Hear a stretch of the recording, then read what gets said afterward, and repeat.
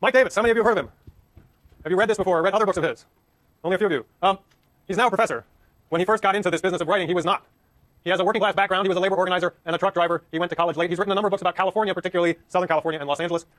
Perhaps his most famous was City of Quartz, which depicted Los Angeles as a racist, capitalist city of injustice and social inequality.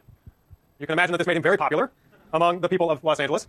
He subsequently published a book called Ecology of Fear, which has got a number of very engaging essays about natural disasters in Southern California and how they articulate with various kinds of fear and inequality. So he contrasts, for example, the government response to fire in the hills around Southern California and this expenditure of millions and millions of dollars of government money to try to protect the homes of very wealthy people who live in the hills. He contrasts that with the utterly inadequate enforcement of fire codes and provision of fire protection in poor parts of Los Angeles. So fire is the common theme here, and he suggests that there are lots and lots of poor people living in Los Angeles who are in totally substandard and dangerous housing and whose buildings are burning down fairly frequently, and they don't get anything like the kind of attention that these few palaces in the hills get when it comes to the threat of fire. Southern California as a society in denial of its ecological contradictions. This made him even more popular among the elites of Los Angeles or Southern California. Nonetheless, he got a MacArthur Fellowship, and he became quite prominent in a number of different circles. And when he wrote, the reason I tell you all this is that he got raked over the coals by some of his critics for Ecology of Fear. People went sort of combing through it very, very, very carefully, looking for anything they could find to dispute his arguments. And they found a number of places in Ecology of Fear where his scholarship could justifiably be called sloppy. And he started getting pilloried for this. And so when he wrote Late Victorian Holocaust, he went to much more extraordinary lengths than he had in his previous books to make sure he got all the facts right and that every single point was substantiated. So, yeah, so summarized here, he offended Southern California's business political leaders. I had this problem once when I was interested in a footnote and in one of his books, and I looked up the footnote, and I went and found the original source, and it didn't say anything like what he had said, or what he had implied that it said, and I was like, oh, shit. In any case, the conclusion of all of this seems to be that his general arguments are well-grounded, but his details can be weak. Nonetheless, Late Victorian Holocaust was written consciously on his part to a different standard, to try to make sure that he was not open to these types of attacks again. And interestingly, the parts of the book about El Nino and the El Nino Southern Oscillation and global climate, he actually got a lot of proofreading and editing help from folks in my department to make sure he didn't screw up. Anyway, little side note. So, what's he going to do with this book? Here's his question. How do we explain the fact that in the very half-century when peacetime famine permanently disappeared from Western Europe, it increased so devastatingly throughout much of the colonial world? Peacetime famine was a fairly recurrent, common, periodic phenomenon in Western Europe for hundreds and hundreds of years. And it disappeared. It stopped being anything that happened ever again in this time period.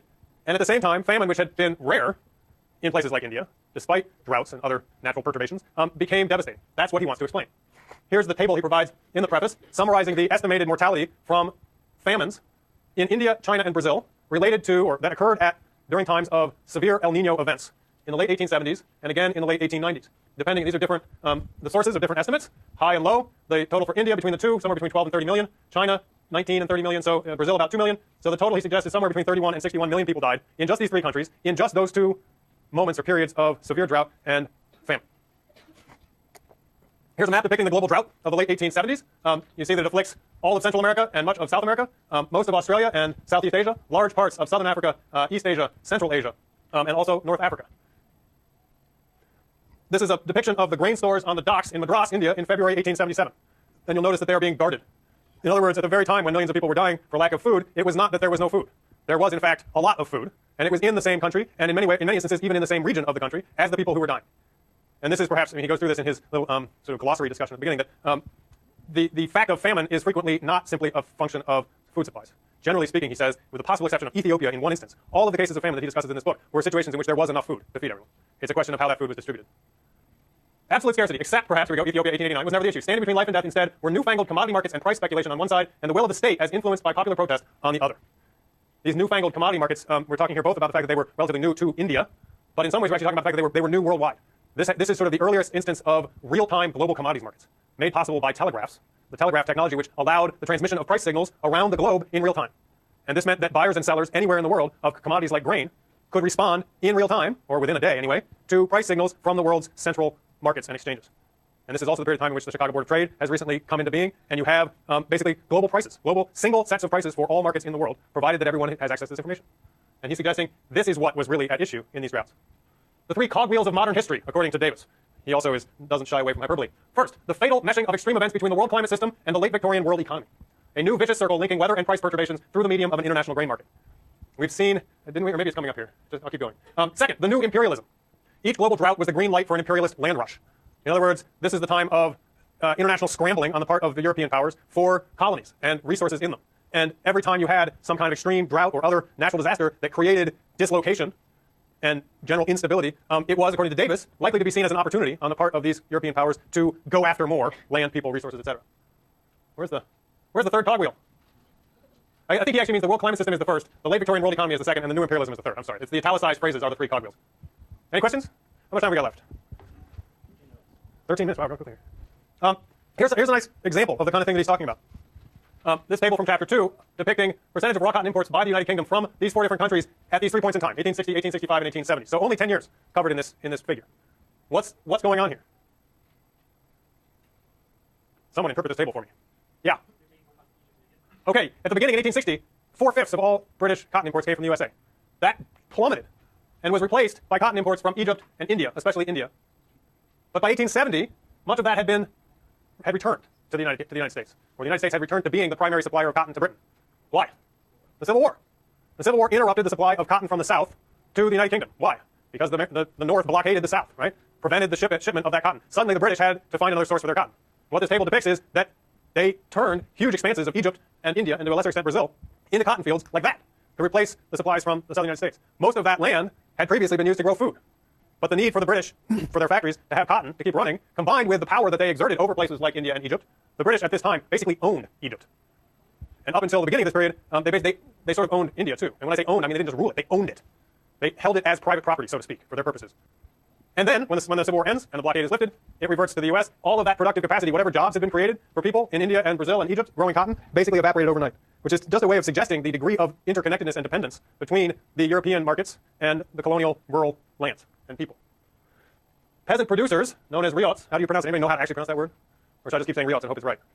I'll just keep saying it. Peasant producers producing crops for sale into the world market rather than for subsistence. There was a very abrupt transition, an enforced transition, from subsistence production to market production in rural landscapes. Specifically here we're talking about India, but this is not limited to India. They became dependent on income to buy food because they weren't growing their own food anymore. When drought wiped out their crops, there were no jobs and therefore no income, and without income there was no effective demand to buy food. They would have been willing to pay more, but could not. This is the basic sort of mechanisms going on here. Meanwhile, prices were set by world markets. As I said, this was a new reality, world commodities markets for foodstuffs. If there was a shortage in the market as a whole, globally speaking, prices would go high, would go up everywhere. If prices in the world market were high and there was no local effective demand because there were no jobs and no money to spend for the wheat would be exported. That's basically what was happening in India during this time. The wheat was going to the highest bidder, and the highest bidders were not the people in India. And wheat grown in India was very efficiently transported by rail to the docks and put on ships and sent to whoever had bought it. And the people who bought it were traders with more effective demand than the people in India. Local supplies were subject to hoarding, speculation, and price gouging. So whatever wheat was available at the local scale, the people who owned it raised their prices in response to the shortage and the high demand. Price gouging and speculation became widespread. Davis says famines were not food shortages per se, but complex economic crises induced by the market impacts of droughts and crop failure. So what you get here in a nutshell is drought across much of the central latitudes of the world simultaneously, meaning decreased supply of a lot of staple goods, and a world market that responds to that decreased supply by raising prices. Prices go up globally because the supply globally is seen to be small, shrinking, soon to shrink, that kind of thing. Speculation would allow those prices to go up even before the crop had been harvested, right? Just in response to the knowledge that there was drought and that yields would probably be low. At issue is not simply that tens of millions of poor rural people died appallingly, but that they died in a manner and for reasons that contradict much of the conventional understanding of the economic history of the 19th century. Davis is specifically interested in pointing out the ways in which these famines were the result not simply of El Nino droughts, and the next lecture will be about El Nino and its effect on rainfall in various parts of the world, but also the result of the use of various ideas and ideologies about the economy as justification for policies that resulted in these famines. So he's interested in turning upside down not only the notion that the 19th century was a time of great development, so to speak, but also the notion that the market somehow is an optimal way of distributing resources. He quotes a line from Adam Smith, which you can in fact find very easily if you go looking for it. Adam Smith wrote, "Famine has never arisen from any other cause but the violence of government attempting by improper means to remedy the inconvenience of dearth." And this goes straight to the poor laws, right? The idea that if the government steps in and tries to ensure food supplies by, for instance, controlling prices, that is actually meddling with the market in a way that will backfire. And this is a very similar kind of argument to what Malthus made. So the Smithian invisible hand argument would say if you have a drought in one place resulting in a crop failure and a decreased supply of food, prices will go up, and merchants, people with food in some other place, will notice and ship their food there, and you will get equilibration of prices. The market, the invisible hand of the market, will solve the shortage in place X by redistributing the wheat from place Y. Interfering in Smith's or Malthus's conception of it, the government would step in right here and either control prices, say you can't raise prices, it's illegal, or perhaps provide aid in the form of food to just sort of give it to people. And the poor laws are another instance of this. If you don't have a job, we'll just give you some money. The result is that prices don't increase when they would have otherwise. Merchants at Y do not ship their grain to X. Prices don't equilibrate, and the grain remains at this other place. This is the little conceptual model according to which intervening to combat food shortages, intervening through government intervention, is actually the wrong thing to do. And this is the argument that was made by the British during the famines in India. Meanwhile, and teleconnections is a term that you will encounter if you start studying climate science. Davis wants to use it in that sense and also in another. So one meaning of teleconnections is the linking of weather patterns at a global scale via ocean temperatures and currents, and the El Niño Southern Oscillation is a major example of this. And this is something that wasn't understood at the time of these droughts and famines. It was just being pieced together. The very possibility that you could have drought in many, many, many different places simultaneously was news to people at the time. But it's caused because there are these links at a global scale in the climate system.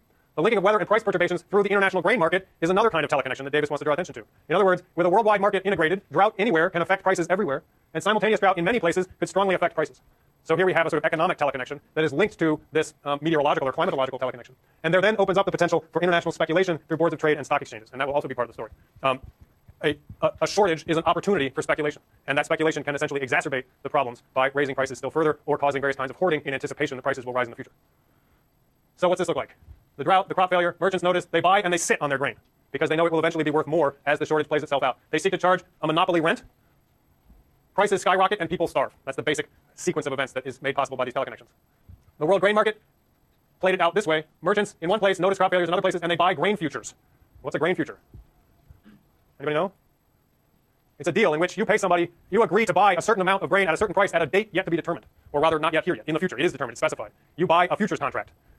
You can then, if you wish, between now and then, hold on, I've got, this gets so complicated. Oh, I probably better not try this right now because we're out of time. All right, I will figure that out later, and I will also summarize. This is the last slide. Davis is going to make the case, and this is a moral claim. He's going to make the case that this amounts to a Holocaust, and that it should be viewed as a Holocaust. And that piece I will pick up next time, I guess, as we get started. All right, we'll see you on Thursday.